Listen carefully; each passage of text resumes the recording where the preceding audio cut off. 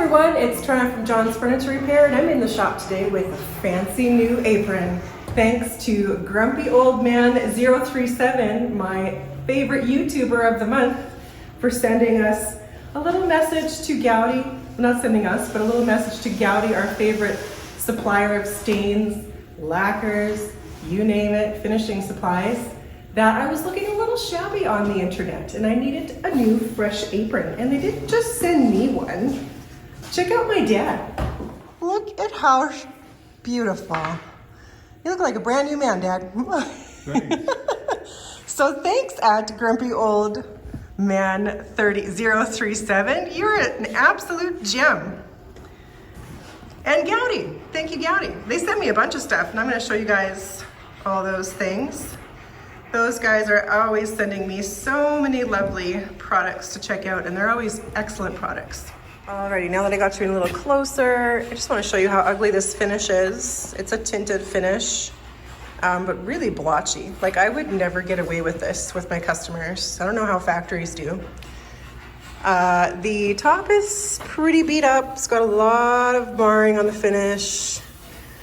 Like big areas are missing. Gouges. Probably need to steam this top up if I'm guessing. And we've got a big piece missing here, which we do have, so that's good. Anyways, that's not as serious issue as the doors. Now let me show you this mechanism. There's a track, 2 tracks. Just let me get the other side open. The track over here is on the bottom. The track on this side is on the top. What rides in there is a little neoprene, you can barely see it, like it's like a glider, but it has a loop that goes through this screw here, so it holds it in. This one is not opening all the way, it's actually jamming at the end here, and this is an old one here. This one was completely missing, and I got a little bit crafty, and I made one. So I don't know if you can see that. It's like a little loop that I cut out of a neoprene chunk of plastic with a plug cutter, and then I made a flange, and it sits right in that groove right there. So you can see that it's got like a little flange, and then it sits up in that channel and just kind of hangs in there. This one's working pretty good, the one that I made here. This one, I think I'm gonna have to make another one, so maybe I can bring you along the process on that. Anyways, there's been a lot of damage just because this hardware is broken, so a lot of marring everywhere on the cabinet. Drawers are not too bad. Right up here we've got a lot of damage from the hardware chipping out the cabinet right in here. They have these large metal L brackets, so if those go awry, I'm sure they could do some damage. Anyways, I'm gonna get these doors off, which just means getting this apart here and then taking these hinges off here, which are also all very loose. So let me get a screwdriver and start working on those. Okay, so this is a Heinrich cabinet, which is a lovely furniture maker. This cute little thing comes out with 4 little screws. You can put your silverware in there, and then you have this nice dust cover that sits over it, so it's kind of nice. So I'm gonna take this out for restoration because we don't want to get it dirty, and I'll just put it aside. Okay, so now that I've got everything apart, this is the piece here that I made. It's got like a loop that goes in a screw in this bracket, and then this rides in the channel and hangs in there. This is the one that I kind of modeled it after. I think this is severely worn down, but same idea. It's got like a glider surface that rides in the groove in the channel, and it's like a neoprene so it doesn't scrape or scratch. So I think I'm gonna have to make another one of these, just like I made this one. Probably make this part a little bit smaller because this groove is smaller in the bottom. But yeah, just worn right out, and there's no chance that I would find these anywhere, that's for sure. So now we've got everything apart. We can kind of get down to business. Let me show you something I've found that's pretty serious and why maybe some things aren't fitting so well. If you look down here on this corner, you've got a really big crack out area, which indicates something's happening. And this frame is split. So if we look underneath, we've got a completely cracked side and pulled away, so it's cracked all the way down that area there. They've got these interesting metal clips that hold the side on for some reason. So at one point this had an impact. We might find more things as we go to see, you know, what happened to this piece, or was it dropped on its side, or what happened? Who knows? Anyways, that's the first thing I've found. So we'll have to get that back together, probably get it on its back to do that with. Other than that, just some pretty serious, excuse me, damage from bad hardware and some gouges in the fronts, but nothing that we can't deal with. So I think I'll get everything kind of off of here and marked and get these repairs done first on the cabinet so we can get it all squared back up.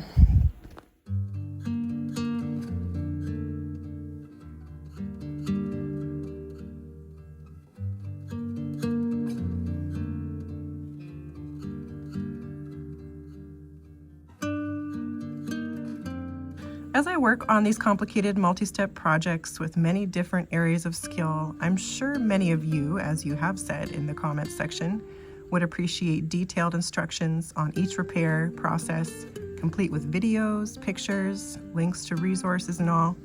Well, I might fall a little short of that every time, but thankfully, this video is brought to you by the Woodworkers Guild of America, your online resource for all things woodworking, including plans, ideas, thousands of inspiring videos ready to help you create your next masterpiece, and yes, every detail intact. I've used this resource before in reference to a little antique chest stand I did a few years ago. I used George Vondriska's video on flocking. I don't know if you've heard of that process before, but it's like making the inside of your drawer a little bit fuzzy. It's a really great way to add some luxury to any piece and is laid out beautifully in his video. I also appreciate the videos on finishing as they cover a broad spectrum of finishes and processes, new and old. Alicia Albertson's videos on the benefits of de-wax shellac, as well as her video on identifying finishes, are easy to understand and cover the subjects beautifully. There's also a great article, yes, they have articles as well, by David Munkittrick on repairing veneers on older pieces. He's got step-by-step instructions with pictures. Thank you very much. There's always new content arriving and always taught by talented experts. You have the opportunity to join this community, ask questions, share ideas, and experience the joy of creating with your own two hands. If this is something that you've been looking for, click the link in the description below. The first 1,000 people to click the link will get a full year of premium membership to the Woodworkers Guild of America for only $1.49. You can't even get a copy for that these days. So go ahead, come join us.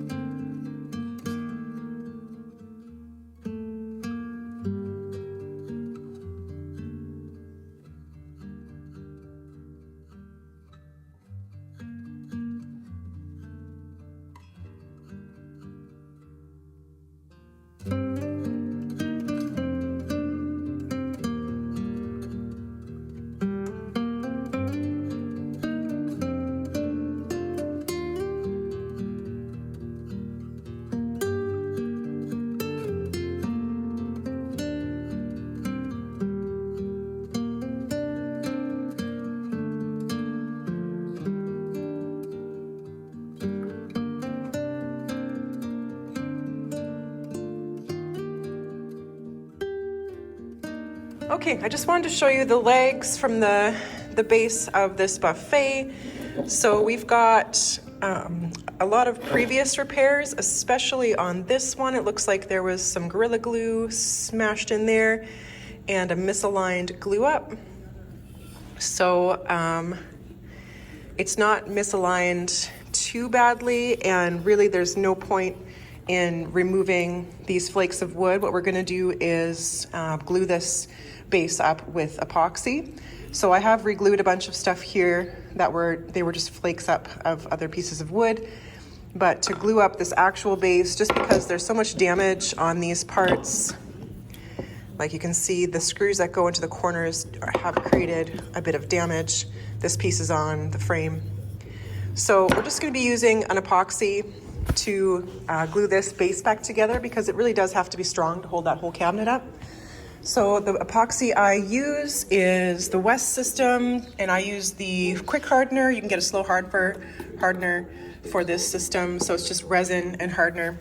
And I usually mix a little bit of fine sawdust for a thickener. So yeah, glad I got this apart because these joints are super compromised and we need to use a better adhesive just to fill the gaps and the missing, pieces of wood that have been lost in translation. And then while the epoxy is fresh, I'll be putting these corner screws back in so that it holds those in place as well. So I'm just gonna finish stripping these guys. And then I got all the clamps and tape off of this piece.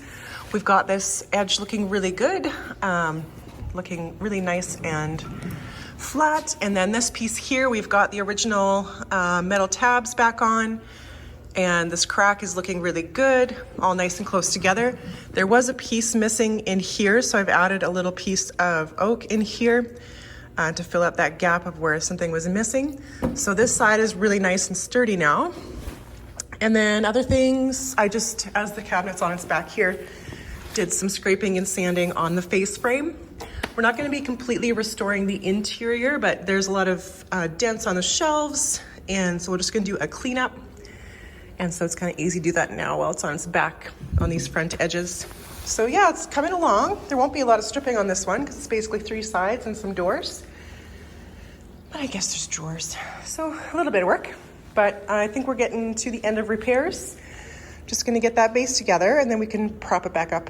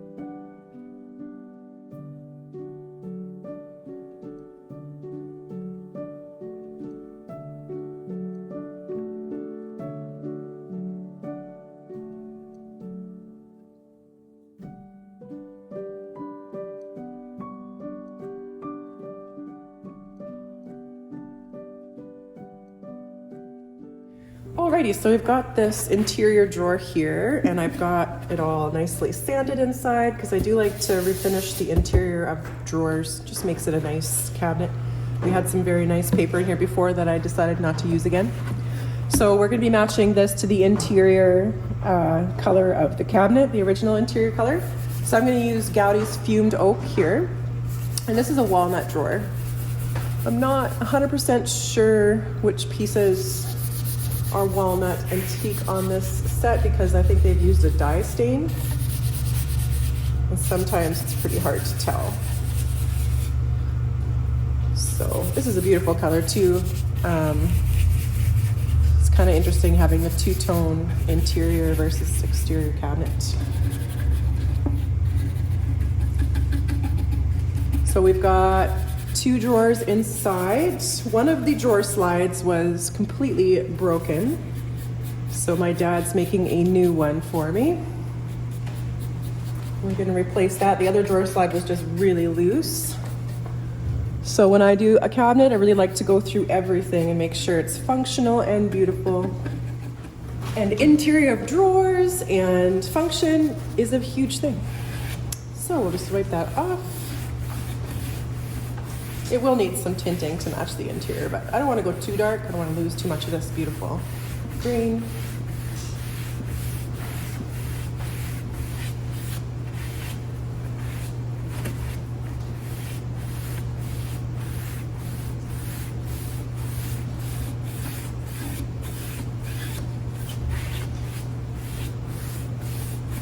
And there we are. So there's one more little drawer that I'll do that way, and then just do some touch-ups in the cabinet.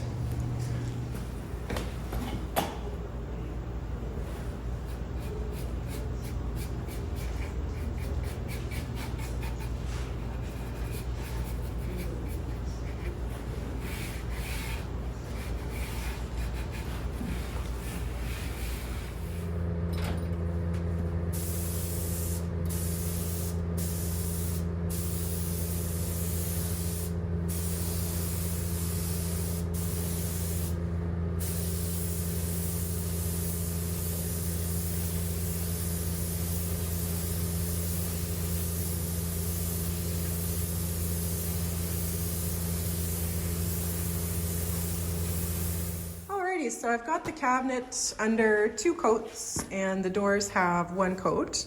And before I go ahead and finish everything, I want to start fitting this hardware and make sure that I get the cabinet doors matching the rest of the cabinet. So for that, I like to install them. But these are not your regular door. They have this very interesting hardware on both doors that has a little glide here. So I've just been kind of farting around with this, and it's supposed to run nicely. This is the old one, in this groove and not touch the cabinet anywhere.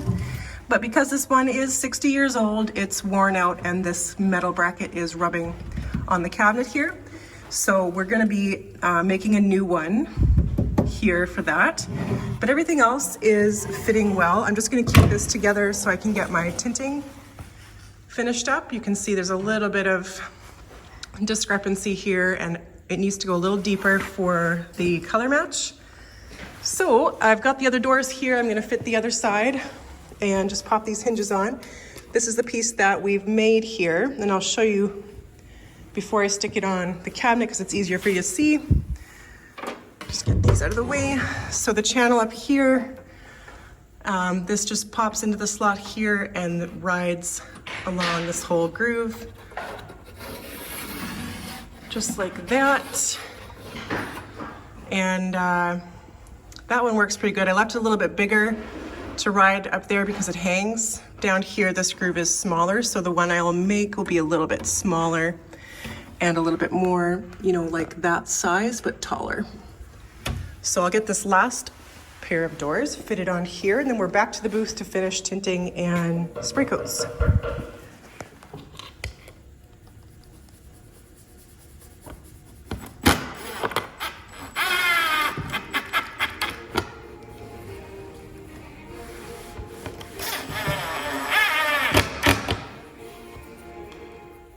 Okay, so here we're going to make another one of these guys because this one's just worn out. And I actually have to make 2 because I accidentally broke the other one I made, so yay for me.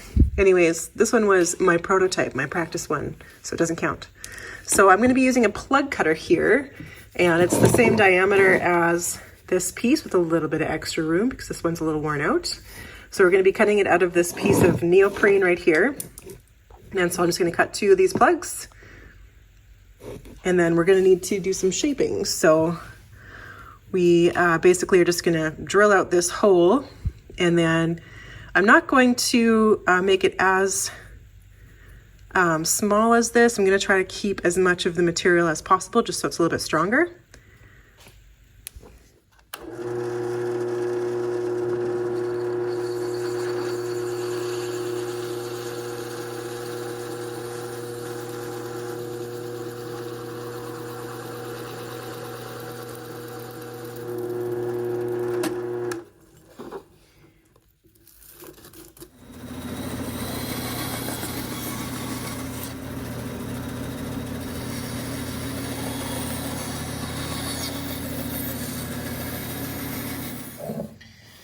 Okay, so I've got the 2 plugs cut here. We've got some extra length to make this a little beefier, but not much at all.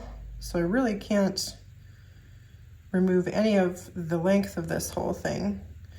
So basically I'm going to be kind of sectioning this off, looking at the little ring. It's kind of hard to show you guys exactly what I'm doing here, but basically I have to, you know, make the ring come down to here, because this is the really important part for attachment. You have to make this wide enough so your screw can fit in here and the other L bracket. So my first one was a little tight, so I'm gonna make sure this has enough room. And then basically what I'm gonna be doing first is just cutting a slot right down for as wide as this little loop. So the width of this guy here, I need to kind of cut a straight line down, and then I can kind of start flanging right where this kind of flanges up right here. So let's get that measurement first. Okay, so I've got that cut down and at kind of like an angle there where we can start making that flange. So that bottom part is the point, the highest point of the flange. It's hard to see. This side's less fuzzy. Okay, so the one thing I'm thinking about not doing is when you look at this view, I'm thinking about just leaving this square so it has more meat to hang on, because this point right here is quite a lot of stress, and that's where my last one broke. So I can always change that if it doesn't work on the cabinet for some reason, but I'm gonna leave this square, and then I'll obviously need to make these flanges in here, because this is where it runs in the cabinet, and this kind of has like a centering function with that flange being a little bit tapered. You can see that. So anyways, I'm gonna leave that nicely flat like that. So basically now I'm just going to drill the hole right in the center, same diameter as this. And then we can start working on the other part, which is a little more tricky. This part is a little bit more straight here. So anyways, yeah, getting this diameter here correct, this one and this one. I'm not going to make these any smaller than it is right now. So basically I'm just gonna be taking off enough to make this diameter. And how I'm gonna do that is put it in the vise. Okay, so I've got it mounted in the vise straight, and I'm just going to be going with my Japanese saw here, and I'm gonna be going up to the teeth depth. So that is, if I go all the way around, the right diameter. If I just go right up to the teeth at the end of the teeth there. So I'm gonna do that and use the vise to kind of keep it all the way straight around here. And then I'll move it up and do it again. And then we'll smooth it out with some sandpaper and see how it looks. Okay, so I think I've got it here. Slides in the screw really nicely.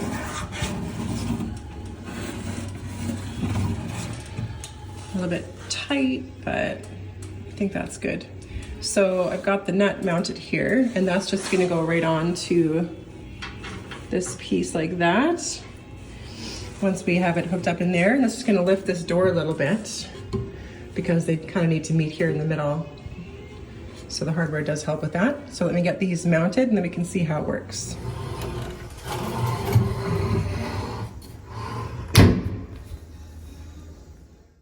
Alrighty, so working on the drawer runner. My dad got one of these made last night, and so we're just gonna be replacing this guy because he's really broken.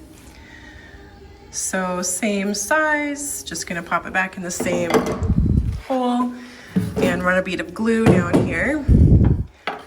And just check it with the drawer just to make sure everything's working properly there. And there it is, all finished up.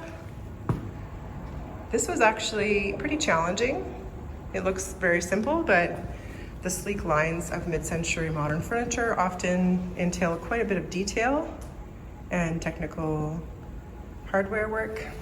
So getting all those doors to line up nicely is quite difficult, but we've got it looking really good and working really quite nicely. like with ease. There's a little hidden handle on these doors that just pulls right open. So that's looking really good. We've got those interior drawers with a darker tone. We refinished the interior of those, so nice and smooth. And we've got the silverware platter back in there. Check out that beautiful grain on the top.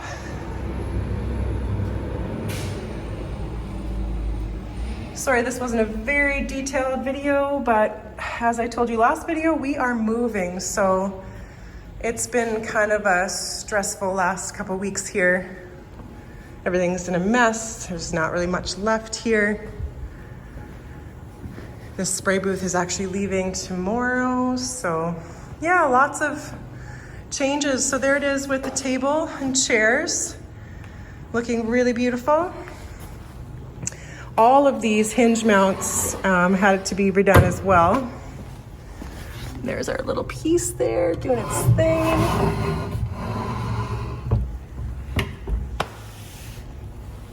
Beautiful book match doors. So yeah, thanks so much for joining me on this one, guys. It was a pleasure to show you a few projects from my dad's shop that he's had for over 20 years. And this will be our, I think it's our final project that will come from this shop. So shop number 2 for the YouTube channel, but this is the shop that I mostly grew up in, learning with my dad. So goodbye, shop.